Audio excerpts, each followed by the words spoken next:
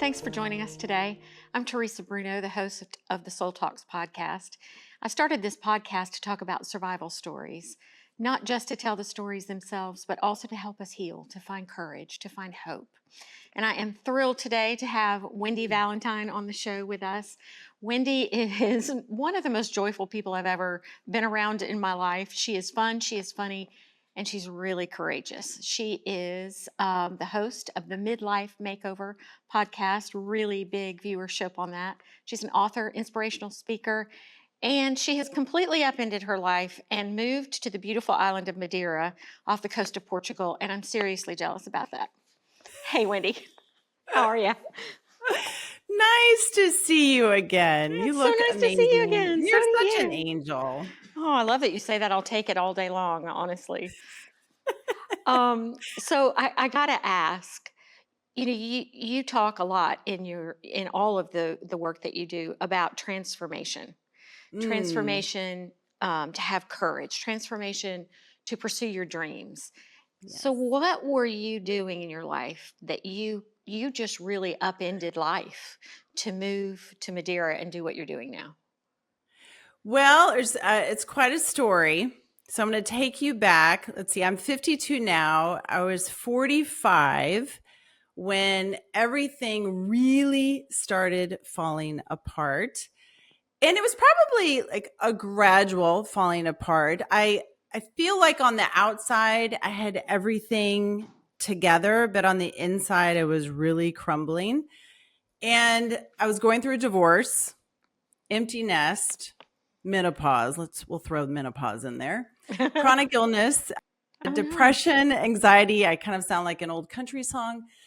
My brother died, my dog died, and my cat died all within 6 weeks of one another. Oh my gosh. I was unemployed, and I had at least 150 grand in debt. Oh gosh. So, yeah, needless to say, I was a little depressed. And I was at this crossroads where it was like, I either stay where I'm at or I do something about it. And I had this wild vision, probably my soul talking to me, right? There you go. Thank you. And I had this wild vision of driving an RV across the country.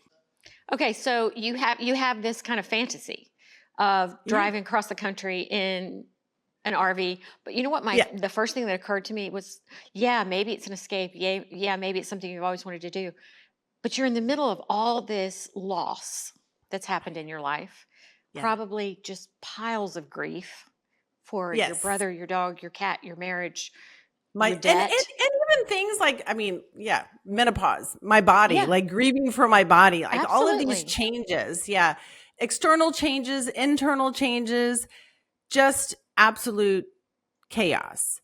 And so did you want to do this by yourself? I didn't mean to interrupt. Yes. You wanted to do it completely alone. Because that's all I had. That's all I had was just me, myself, and I. Okay. And that's kids, really brave. That's really brave. It's pretty brave. Okay. But here's the thing I want to tell you. What excited me the most about this vision was not the RV, although I had a really good idea of what RV I wanted. And mind you, again, I was unemployed and 150 grand in debt. So I'm like, how the hell am I going to make this happen? But I was more excited about the woman behind that wheel. I was imagining this new Wendy that was happy and healthy, financially free, that was strong and confident. That's really what I was after. Well, if today is I think today's the manifestation of that dream, because that's certainly how you present. Yeah. That looks to be what you've built in a really short amount of time. Yeah. So did you do the RV journey? I did the RV journey. And where did you go? I went everywhere. Oh my gosh. I took off from Chicago. And I went to my the house I grew up in St. Louis, and I had not been back there in 40 years. What did that feel like? Well, it was cool. It was neat to see when I went to the door, this little boy answered. And I was like, hi. I was like, my parents built this house. And I'm like, are your parents home? And he's like, oh, I'm going to go get my dad. So he came out. And then I see this little girl playing in the window that was my bedroom. And I was like, Oh, oh, but I mainly went there. That was the first and last place that I put my brother's ashes. So that was one of the main reasons why I oh went there. gosh. So it was the start of an amazing journey. But a lot of that journey, the biggest journey was from that point of bawling my eyes out on the bathroom floor of, struggles and the depression and anxiety, and to taking off in the RV. Those 2 years of climbing out of debt, working my ass off, and really, I mean, talk about serious soul talks during that Hmm. time. So it Just took me. you 2 years. It took you 2 years from the 2 years. time you said, okay, this is something I think I really want to do. Yeah. I'm going to Yep. vision it. I'm going to try to manifest it. Mhm. I'm going to try to pay off my debt and buy this RV. So Yeah. you kept that vision in front of you. It wasn't just a Oh yeah. whim. There's a term, I do yoga, and there's a term in yoga, it's called drishti. And it's this focal point. So if you're doing a balancing pose, you're focusing on something on the wall, for example, your Right. drishti. And I just kept focusing on that. I'm like, I'm going to do it. I'm going to make it. I'm going to make this happen. So from that point of that vision popping into my mind, in 4 weeks, I moved from Virginia all the way to Chicago. I got a job offer in Chicago. Awesome. And I went from making, it was crazy. I went from making $0 to $500,000. So Oh I my paid gosh. off, I know, doing a Oh my job I had gosh. never done before. But What that was goes that? selling houses. Oh, And but that's not real estate. It was amazing. actually it was new construction. But I was so determined to set it wasn't it was to set myself free. I was so determined to do that. And I knew it's just kind of, some of those things that you don't know why you're like, I hear this voice, so I'm supposed to go do this. I'm like, it doesn't make any sense. But if you follow it, it will lead you to the next thing and to the next. And I totally Absolutely. believe that's why I'm sitting here on this tiny little island of Madeira, Portugal, How long have And you been in Madeira? I've been here 2 years. 2 years. And why Yeah. Madeira? I love the culture, the people, the food, this European lifestyle, the coffee Yeah. culture. Cost of living is amazing. And it's always 70 degrees here. Uh, I know. Yeah, where are you? I just moved again back to Birmingham, Alabama. Oh, so Yep. it doesn't Life get changes. too Life cold changes. there. I got to backtrack. So I read something. I love this story. It is so empowering to me Mm. to hear you say I mean, it's just so gorgeous to say what I really wanted was the woman behind that wheel. Oh, yes. I wanted to be the woman I was envisioning behind the wheel. I wanted to Mm. transform my depression into courage and drive and find my Yes. way out. Yeah. But I kept reading through all of your materials, and I was like, the question that kept popping into my head was, have you always been courageous? Because like you Uh-uh. do big things Yeah. almost nobody in the world is courageous enough to do. I'm so glad you asked that, because I think you might have said in the beginning of the intro of finding courage, maybe, or finding my opinion, and I kind of thought that's what it was, that you create it. And it's just the same way, like, okay, this is a glass of water here, pretend this is Mhm. like a little jar.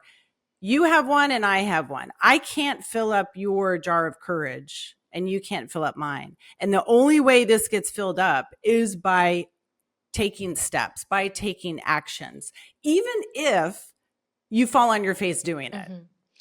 That is how you fill up your Yeah, jar of I think where courage. I'm Yeah. coming from, and I love that you're challenging me on this actually. Coming out of my husband's suicide, trying to figure Mm, out courage to go on. I like to say it's a muscle. You have to yes. exercise it. You make a Yep. choice to do that one courageous thing that then, leads to the next thing, hopefully, and the next thing. Mhm. And for me, courage creates resilience. Yes. You know, Oh, so they're totally. hand in glove. But I agree with you. You can't like just pick it up and it doesn't just happen. You can't just say one day, oh, I'm going to be courageous. Yep. It's action. And you know what? We're all courageous in different ways, and especially at different times in our lives. We just don't want to give ourselves credit for it. And matter of fact, I interviewed someone the other day on my show, and her book was about being bold. And so it's like, well, what is bold? Yeah. And bold means something different to every single person and at different stages in their life. Going back to that point for me when I was 45 years old and everything was crumbling around me, being bold was actually just getting my ass out of bed.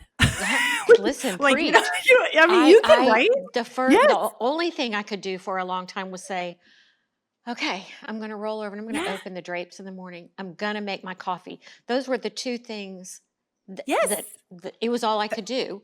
But I was committed to, I'm going to stand up and get out of this bed to open the drapes and I'm going to make my coffee. And those things then lead to other things, of course. But being bold can be just that first little step in front of you. Yeah. So go back, because I asked you, have you always been courageous? And you shook all those beautiful curls. Well, tell me that story. So there's something that pops my mind. Marianne Williamson's quote. Okay. Our deepest fear is not that we are inadequate. Our deepest fear is that we are powerful beyond measure. I love that quote so much. And here's the most important part. It is our light, not our darkness, that most frightens us. I realized it took me 40 plus years to figure it out, but I was scared of my light. And I'll tell you why I was scared is because I knew if I fully step into my true authentic self, I would have to make some serious changes. Yep. Got it. Which meant the divorce, which meant even taking a job I didn't love so that I could, get out of debt, so that I could changing my relationships, having a dark night of the soul, honestly, that like in order for me to step into my light, I hadn't really thought about this before. In order for me to step into my light, I had to have a super dark night of my soul. Well, and I think we all do. And several. Yeah. But, and so I'm backtracking again. What made you realize that you wanted to step into your light?